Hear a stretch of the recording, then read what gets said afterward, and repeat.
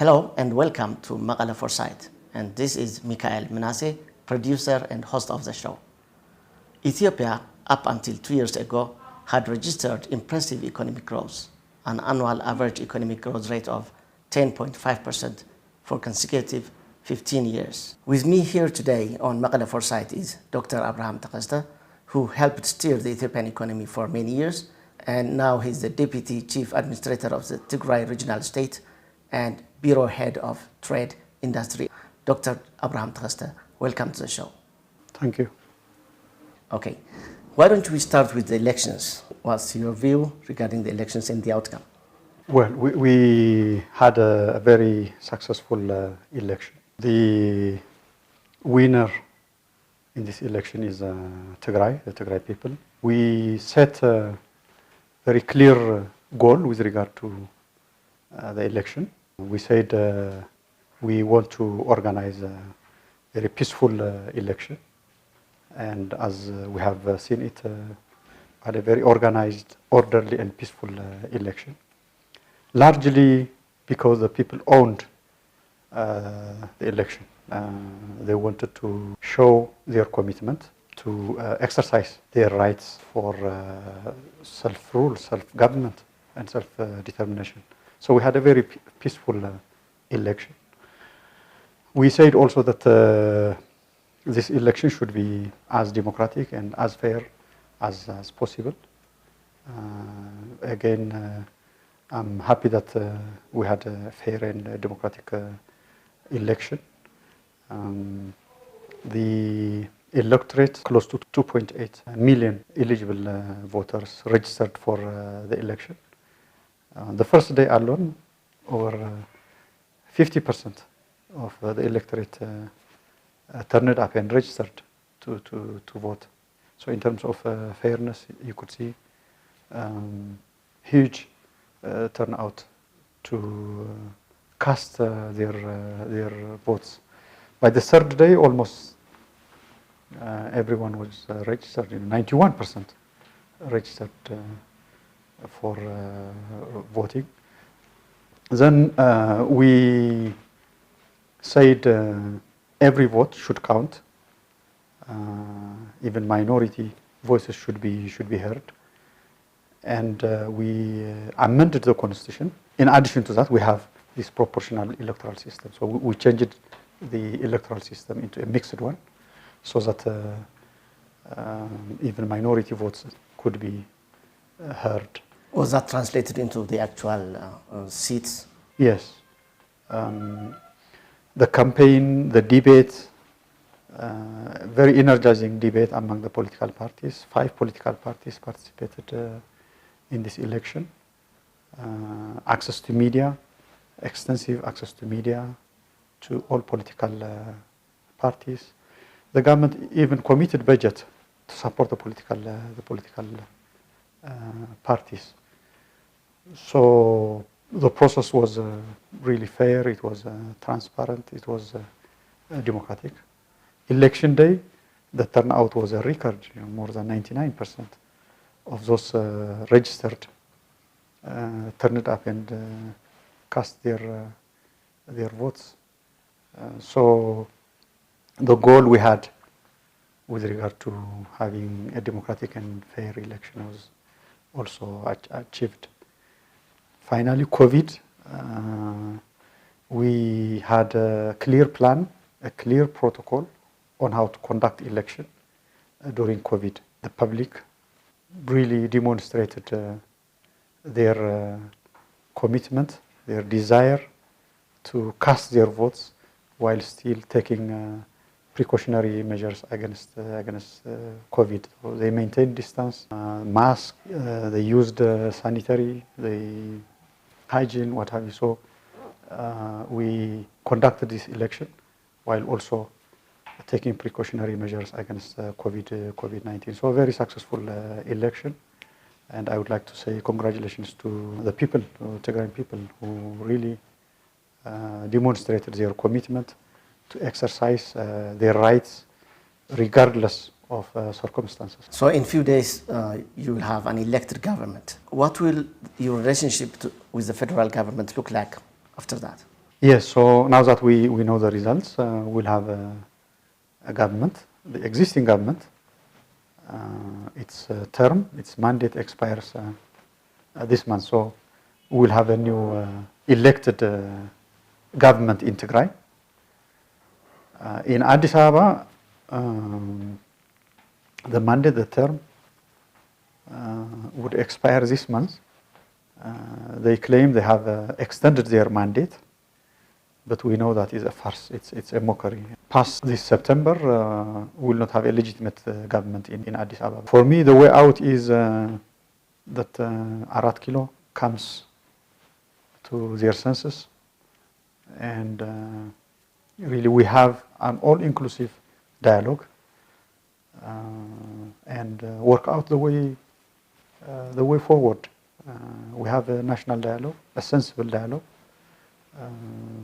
and decide when we can have an election at country level. Until then,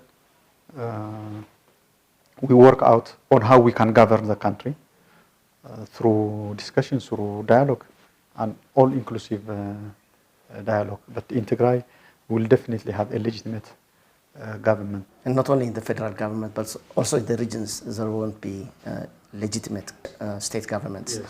What would be the mode of relations with the federal government and the regions? So our primary focus is to make sure that we have a functioning government, a legitimate government in Tigray. Following the election, we'll have that. So we'll make sure that we have a state here, and we'll see how it goes from there. But I think the way out is to have an all-inclusive national dialogue at national level, at country level. So what is the state of the economy now under the Prime Minister Abiy Ahmed? Unfortunately, the state of the Ethiopian economy is that it's under crisis, I would say. Very unfortunate. This was a fast-growing economy, considered among the fastest growing economies for a decade and a half consecutively. It started to attract the attention of global capital. Ethiopia was becoming a destination for investment. The Ethiopian economy was becoming a big market. Right now, that has changed. I was looking into the IMF report, the Regional Economic Outlook, released in June. As per their forecast or their estimate, in 2020 or the 2012 Ethiopian fiscal year, they estimate that the Ethiopian economy would grow only at 1.9%, very low. Next year, 2021 or 2013 Ethiopian fiscal year, 0 growth rate. The economy would stagnate. We haven't had such a performance for decades. In 2 years' time, this is where we degenerated into. Very unfortunate. So this means the economy is not going to create jobs. It's losing existing jobs. Growth was one of the critical factors behind the massive decline in poverty over the years. So this time poverty is going to increase.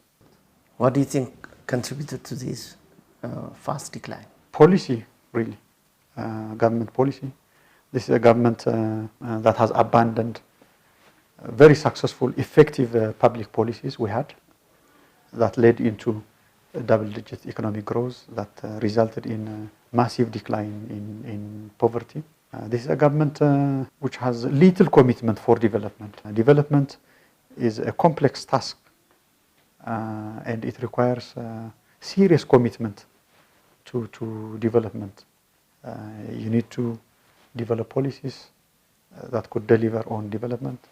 You need to allocate budget to support your policies. You need to mobilize the public. You need to know your priorities. Unfortunately, The people in Arat Kilo are not really committed to development. Their priorities is completely different. It's not development, it's not poverty reduction, it's not industrialization of Ethiopia. So it's a matter of policy, it's a matter of leadership. So what do you say to the claim of the federal government that the economy is progressing well and prosperity is on the rise? What do you say to that? Well, I don't have anything to say to them, but it's there to see, really. What you can see is a renovated palace in Arat Kilo. The figures I see in the media is that they spent about 170 million USD to renovate the palace, the office. This creates no jobs. It doesn't help industrialize the economy. It doesn't help growth of the economy. It doesn't earn any foreign exchange. It's a waste of foreign exchange. This 170 million USD spent on renovating the palace and offices accounts for 6% of the total export earnings of the country last year. Huge waste of resources. This we have seen it, but like I said, this contributes nothing to poverty reduction, nothing to job creation, nothing to transformation of the economy. So it's for the public to see. The economy is in shambles. The private sector knows this very well. We know how the private sector is suffering. They couldn't access foreign exchange. They couldn't access credit. They couldn't get the necessary security, the necessary protection for their property, for their investment. So it's not for me, but for the public, for the private sector, ordinary citizens to see. The cost of living is increasing, inflation. We have runaway inflation, it's over 20%. And the government is doing nothing. I mean, what we see is these lavish gatherings, lavish parties, instead of really attending to the needs of the people, the ordinary citizens who are suffering as a result of this very high price increases. So closely related to this is the fiscal discipline and accountability. How do you describe this fiscal discipline of the federal government?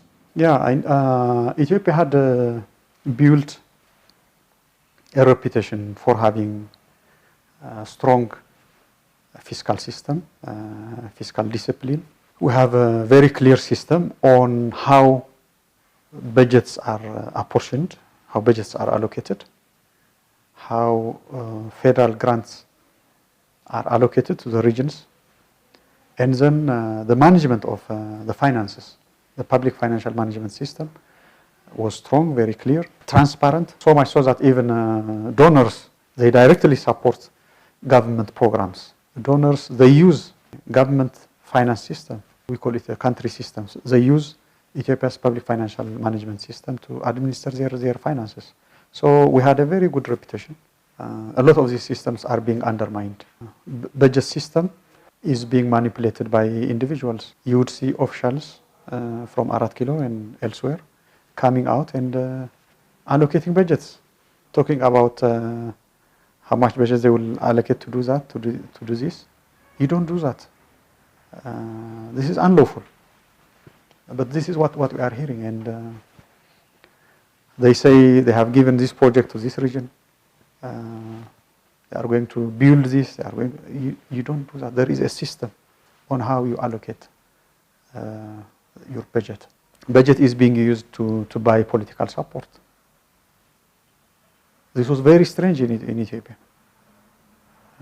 Money is being given to people who are then bought to give political support.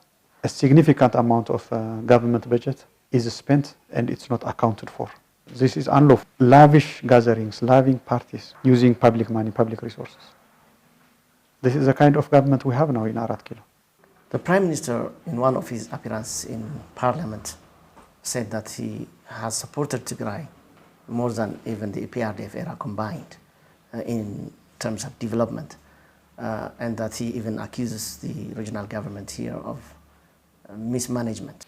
Well, what we're telling or asking Dr. Abiy was to follow the rules, nothing else. Follow the rules, allocate the budget as per the rules, and let the institutions, the relevant institutions, manage the process. We don't need a pity from anybody else. We think the system in place was fair, so we don't want him to interfere and manipulate. We don't want him to use public resources to pressurize Tigray or to get unnecessary, unlawful political support from the ruling party here, from the TPLF. That is unacceptable. This we told him. Just follow the rules. And he has never done any favor to Tigray.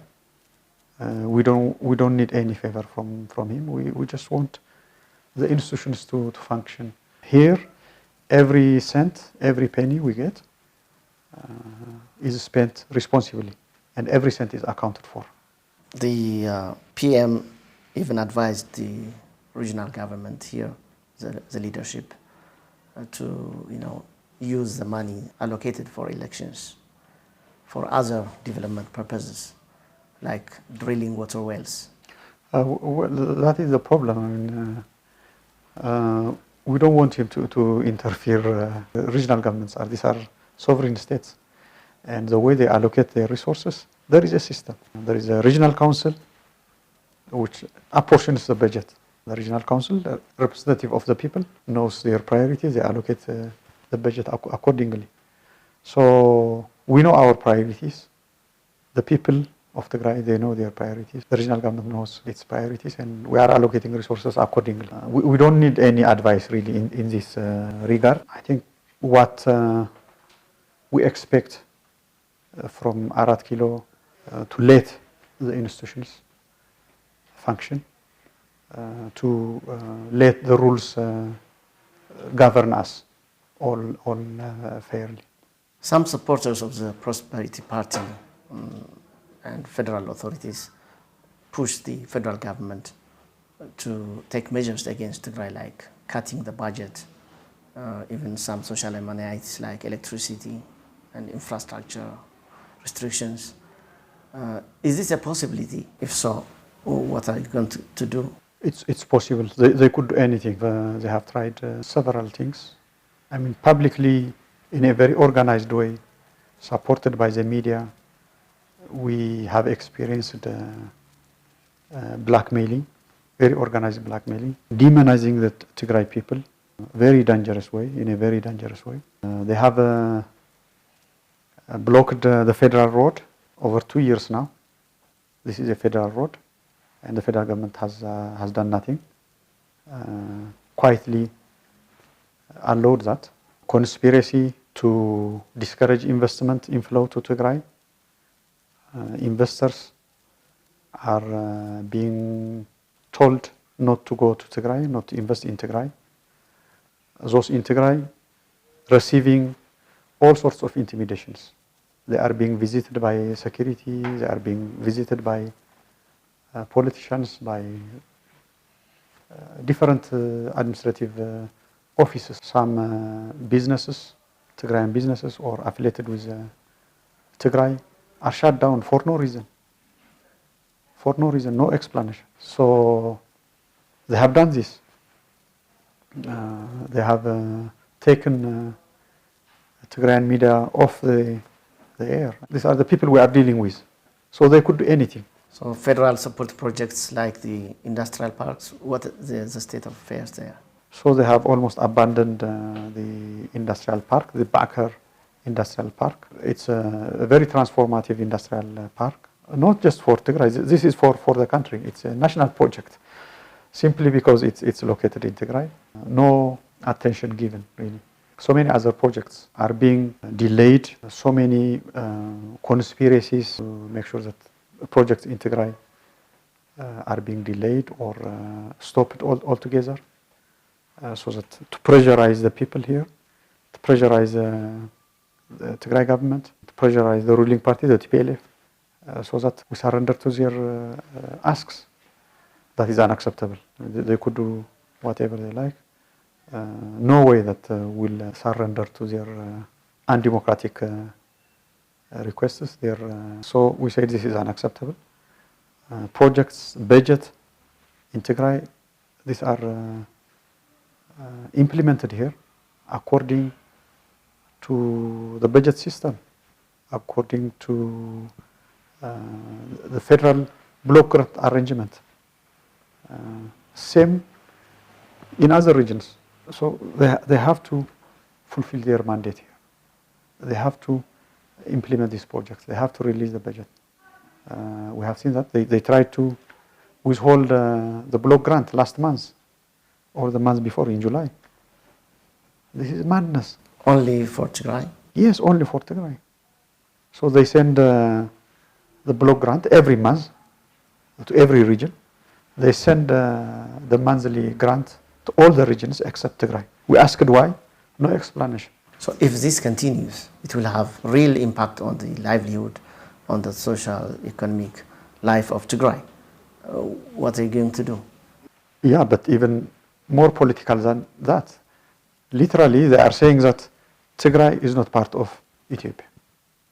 Because these resources, this government revenue, are collected, mobilized, including from Tigray. So you take resources from here and you don't invest in Tigray. It means Tigray is not part of Ethiopia. This is madness. It has to stop. This is unacceptable. So such measures, withholding budget, withholding projects, taking punitive measures in infrastructure, energy, these blockades, transport blockades, amount to declaring war against the people of Tigray. It's not even against the regional government or the ruling party. It amounts to declaring war against Tigrayan people. And this is a very dangerous act, and it has to stop. We have been patient. We try to be as responsible as possible. With all these provocations, we try to be patient. We try to be responsible. We know Ethiopian people, ordinary citizens, they don't agree to this. They don't subscribe to such irresponsible actions. And before we make any decisions, really we consider all these issues as well. So we try to be responsible, we try to be patient. Otherwise the provocations, the conspiracies are totally unacceptable, and they have to stop. So given these challenges, what is the state of development in Tigray over the last 2 years? First and foremost, we said, given developments in other parts of the country, the instability, displacement of people, we said we should ensure security in Tigray. We should maintain stability. We should have a peaceful Tigray. So that was the primary focus, and we succeeded in maintaining peace and stability in Tigray over the last 2 years. In spite of all these provocations and conspiracies against Tigray. We need to strengthen institutions, public institutions, so that we function as a state that provides public services, undertakes development, also deepens the democratization process. So strengthening institutions in Tigray so that we become even a more stronger state. Then development. One is investment. We try to position ourselves as an important destination for investment. We try to make Tigray a competitive region in terms of attracting investment. So we took measures, reforms to improve the environment for businesses and investment. So we have seen an increasing inflow of investment in spite of all the punitive measures against Tigray. Over the last 2 years, close to 3,000 investment projects have been licensed in Tigray. This is a record inflow of investment. Had it not been for the circumstances in the country in general, and had it not been for this very destructive role of the people in Arat Kilo, we could have even increased investment inflow further. Investment in Tigray is investment for Ethiopia as well. The development of Tigray amounts to development in Ethiopia. But they don't want to see that. Regardless, investment.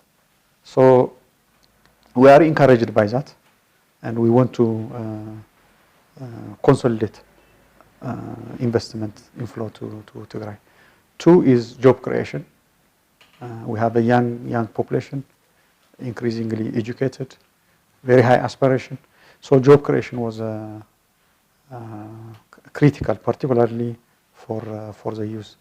So we promoted entrepreneurship.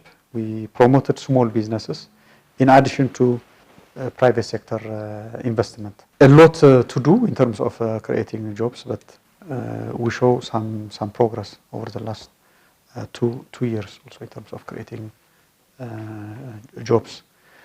Then is transforming smallholder agriculture in Tigray. Tigray economy is still is based on agriculture. Close to 40% of the regional income comes from agriculture.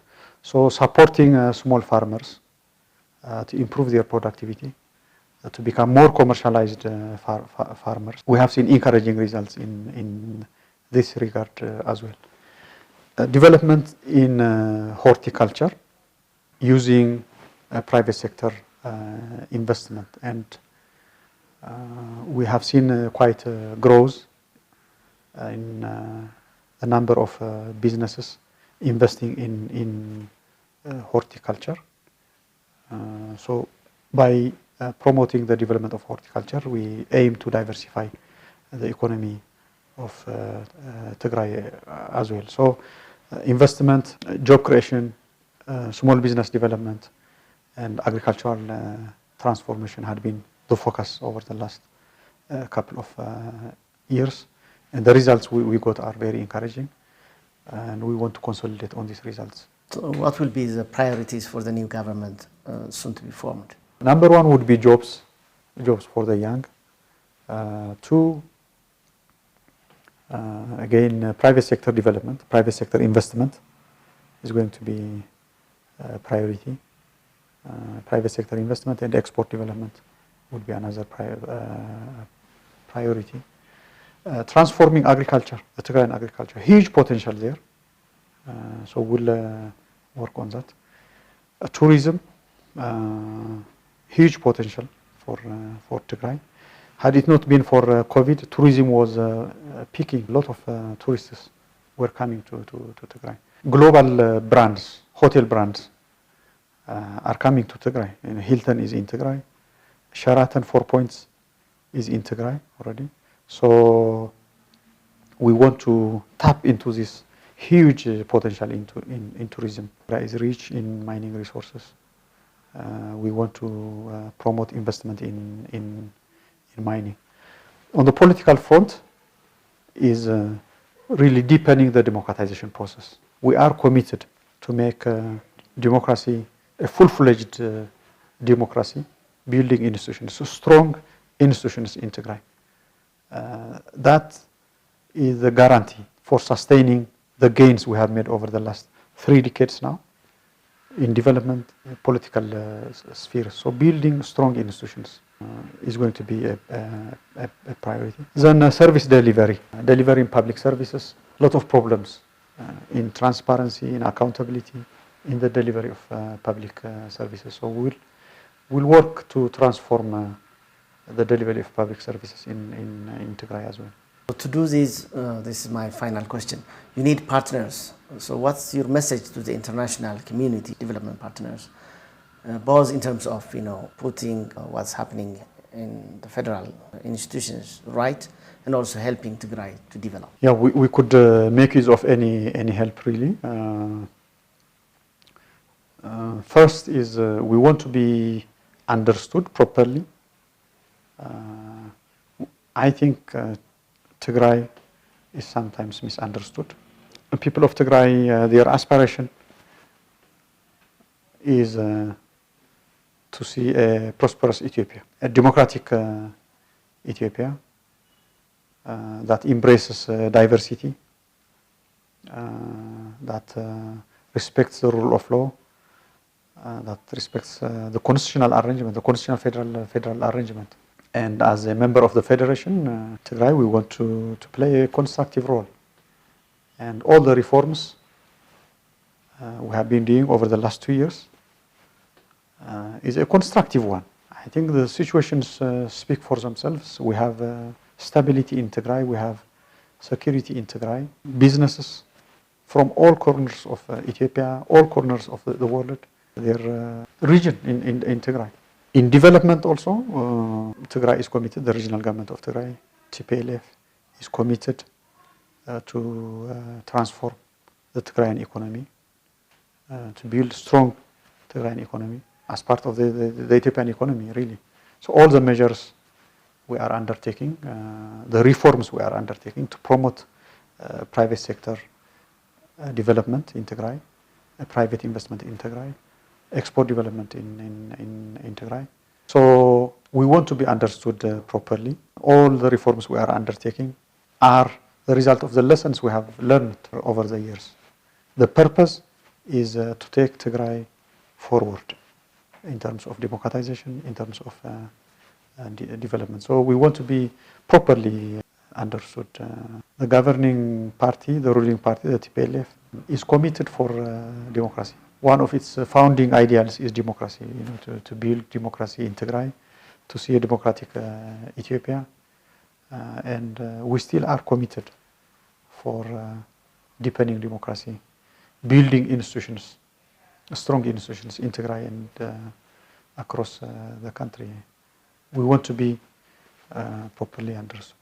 Then, happy, we are open to work with development partners. We have a very clear set of development programs. I call upon partners really to support the development ambitions of Tigray. Dr. Abraham Tekeste, thank you very much indeed for this interesting conversation and for your insightful reflections. A pleasure. Well, we have come to the end of the interview. Thank you for tuning in, and this is goodbye from me and the technical crew.